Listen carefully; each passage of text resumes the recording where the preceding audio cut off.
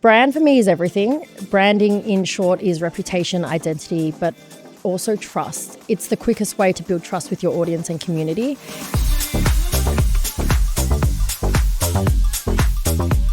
Welcome back to another episode of my podcast, Relentless Life on Your Terms. I have a fellow Cub member and friend of mine, Mel Yu, who's joining. Mel, thanks for being here. Thanks for having me, Chris. I've been really looking forward to this one. Well, we're glad to have you. You're our fourth guest today, and we're looking forward to seeing you. You run a couple businesses. You started your first almost 8 years ago, which is MCO Events, and Run It Up Media as well. So tell us about both. Sure. MCO Events was born in April 2017 from an idea that I had, which was a streetwear expo. So it was actually a fashion expo that I fantasized about in Australia, and there wasn't anything like it in the market. I had this understanding and awareness that that would be an annual event though. So I needed to create another company that was going to be the umbrella company for this particular expo, which was called Ego Expo. It was Australia's largest streetwear and lifestyle expo back in 2018. But I was like, I'm going to do that maybe once a year. It's going to be this amazing flagship event. We're going to help a lot of e-commerce businesses meet their customers face to face. It's going to be amazing. A 2-day festival, la-di-da-di-da. But then MCO Events was born simultaneously because I'm like, I needed run events all year round. So how am I cash flow and all that? Yeah. So, Okay. But I wasn't really thinking cash flow. I was just thinking, how else can we run events all year round? So MCO was born, and we were playing around with all these different names and companies and whatnot. And interestingly enough, at 27, I always knew that I would have staff or a team or company. It was always M and Co. And I always recognized that even though I might be driving it or I'd be the leader, I would never be doing this alone. Very big on that, very big on collaboration versus competition, very big on people over profit sort of thing. Quite humanitarian of me, but I've been very passionate about social impact. So that's how MCO Events was born. It's a corporate event management company. We service Australia-wide, but most recently this year, we went international over to Singapore, China, and Philippines. Yep. So a bit of an APAC region there, but that's kind of how it stemmed. What are some of the events you run? We run the Melbourne Motor Show, those in Australia. We run a tattoo convention called Inked Expo. Lots of lifestyle trade shows. We're part of the Procurement Australia conference. What else do we do? Yeah, just a lot of trade shows, conferencing, corporate event management. Yeah. Obviously, you're very, very big on branding as well, Yes. which is Run It Up Run It Up Media as well. Yep. So and you're very active on LinkedIn and social media. Yes. Why do you think having a presence is so important when it comes to a brand or a company? Yeah. Brand for me is everything. Branding, in short, is reputation, identity, but also trust. It's the quickest way to build trust with your audience and community. And so we were doing that through our events, and naturally my second business that was born, which was a merger, Run It Up Media. I've been very fascinated about brand before I even knew what personal branding was, or before I even knew what branding was really about. I care a lot about it because I think with a very strong brand, then marketing and sales is a lot easier. When you don't have a strong brand identity, you're constantly needing to have paid ads or get leads or cold call. But the moment you turn that off, all your business dies. Whereas when you build a really strong company brand or a personal brand, even when you don't have paid ads or something, people naturally have quite a lot of trust towards you, and you'll find referral pathways and business coming in a lot easier. Well, they get to know you, don't they? Yeah. And when the presence, it gets like oxygen to any business. The more they see you, the more comfortable they are with you, and they know what you represent. So in this world of social media, digital online presence, how can you build your brand, whether it's personal or company, to build more and more trust? And trust is built over time. It's not something that you see once and then you're like, I trust that person. But over these small pieces of content that we put out online, I have this thing in marketing called bestie hours. And so it takes roughly 300 hours for someone to consume you, to feel like they become your best friend. And so whether that's one-on-one conversations or in-person meetings, but when you start going on to online, you can do content, you can do podcasts, you can do photos, carousels, stories, and all of that time accumulated and compounded and banked up.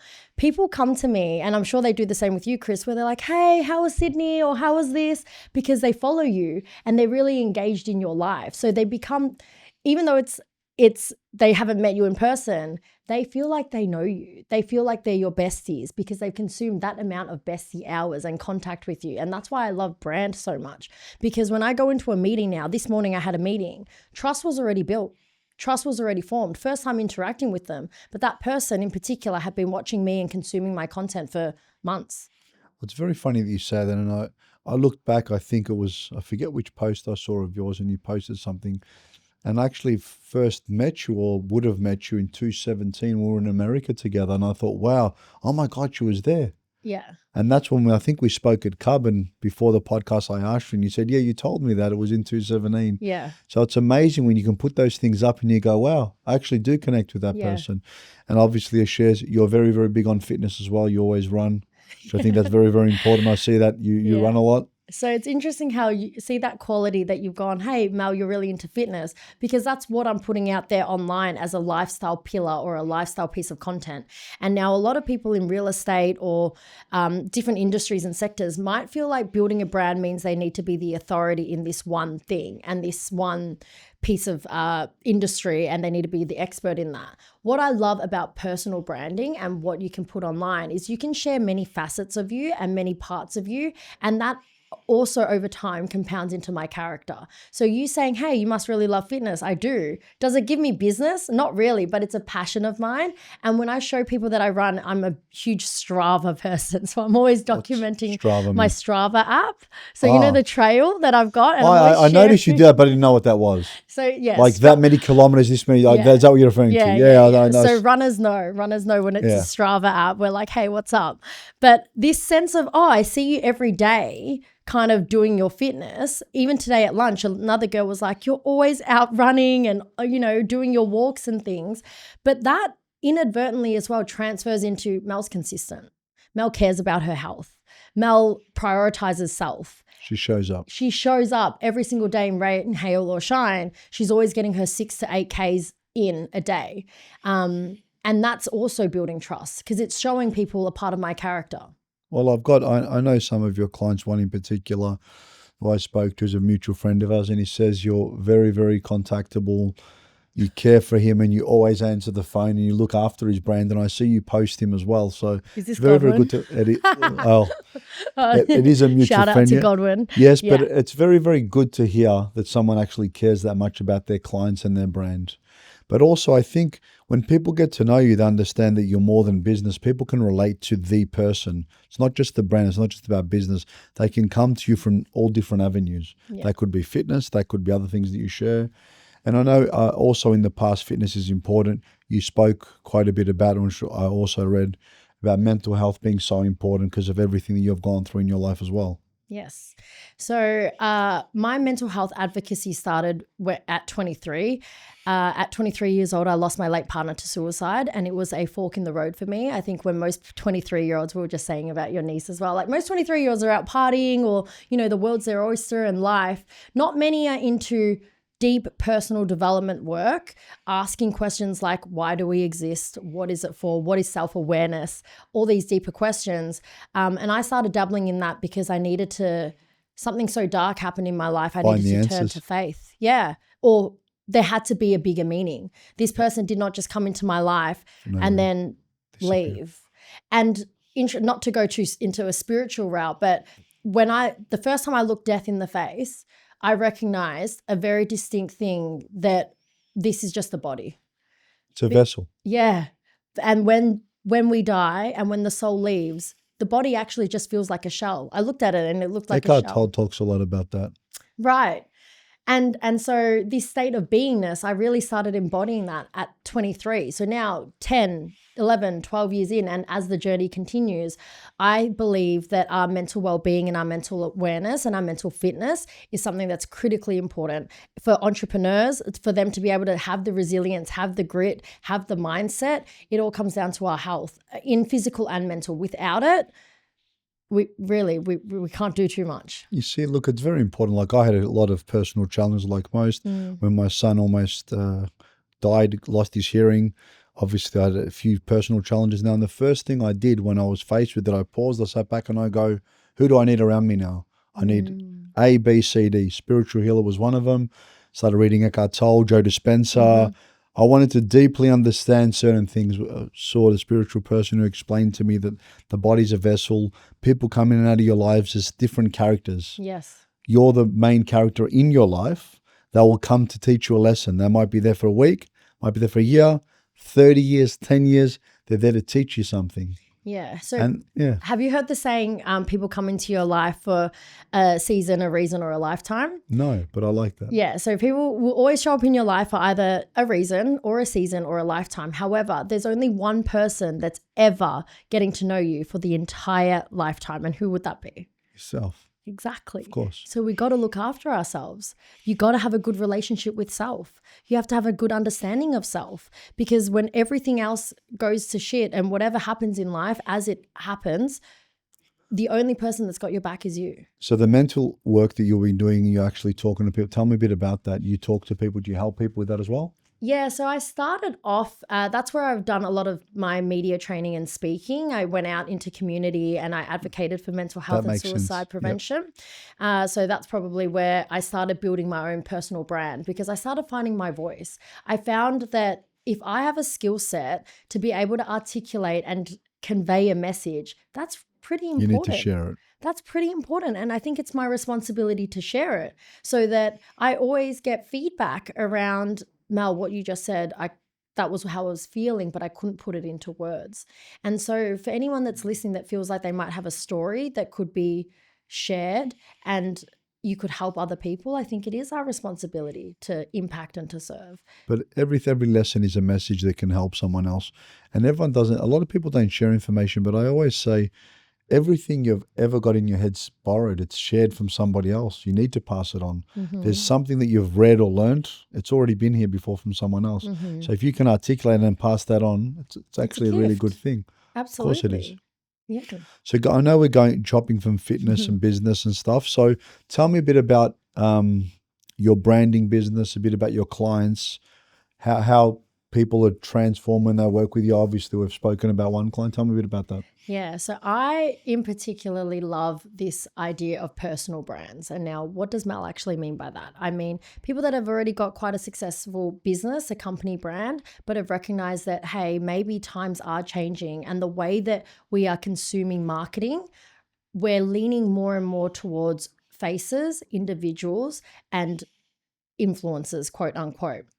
And so what that looks like at the moment is we're seeing a shift with trust being moved away from companies. And this happened particularly after COVID, where we lost trust and faith in the system or in these big companies that were letting all these staff go. This was the rise of the influencer, the rise of the entrepreneur, the rise of the individual that came out after 2020. And now the way that we're consuming content and marketing is we're believing in trusted voices, individuals, rather than these big companies like, let's say, Apple, Telstra, Qantas and whatnot. Yeah, exactly right. Exactly right. And we're leaning into these individuals. And so we're seeing people that are just kind of, you and me, whoever, build very, very successful companies independently. And it's because they're willing to share their lived experience and their journey. And so what I love is, because I've built a pretty successful personal brand myself, I love letting people step into their light. And I think I have a real art and understanding of that with sort of my psychology background, my events background, my marketing background. Now I'm really playing into this personal brand world. So we love to help people in whatever sector, help them elevate and become not only just the expert and the synonymous word to their industry. So Chris should be wealth, entrepreneur, real estate. They're the words that people naturally should, as soon as they think of Chris Christophe, they think of that sector and that industry. That means you're becoming Googleable in their mind. And so the power of brand, when we talk about trust, is how many people are out there heroing you. It's one thing for you to say you're the best, but how many people are out there when they're talking about, hey, I'm thinking I need this or I need help with that? How many people are actually shouting your name? And it goes a lot further when someone else echoes your sentiment and your pride. But you know, when we discussed before the power of a brand, people go, Chris, you're on media, social media a lot, which I've got a team that does that for me. They go, how does it help? Does it get sales? I said, the best way I can describe it, doesn't sell anything for me, but it's a warm sell. I walk in, still got to do my job, still got to pitch, but it's not a cold people, I walk in and in most times they know who Chris Christophe is. Correct. They know what I stand for. They know what I'm about. It doesn't do your job, but like the more times you appear in someone's feed, or before it would be 6 times before someone acts. Now it's 8, 10, and that keeps expanding because there's so many things. It's at 17 touch points now. Was it the used to latest be data. 6 and it's going up and up and up and up. So the more times they see you, the more times they build that trust. But then when you go in, you still obviously got to do the business or and do the the product's still got to be good, right? 100%, because everyone's a property expert. Everyone's a Yes. wealth coach. Everyone does social media now. Everyone's an expert. Mm-hmm. But I always say to people, if you look at their track record, if you look at do they live and breathe what they do, for me, those two are very important. Do they have battle scars? Can they live to tell the story? Those are 3 things that I look for when I find someone in any space. I want to know they live and breathe what they say. They understand it. They've got a good track record.